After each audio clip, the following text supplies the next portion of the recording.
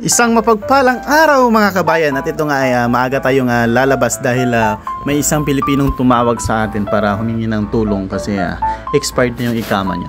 Dito kasi sa Saudi, kung expired na yung ikama mo, medyo dalas-dalasan mo na lang yung paglabas-labas mo kasi baka mahuli ka is maka-penalty ka. At dito sa Saudi, pag may ikama ka, safe ka kaysa doon sa Pilipinas, lalo na pag hindi mo kasawa, pag ikama ka, kabahan ka na.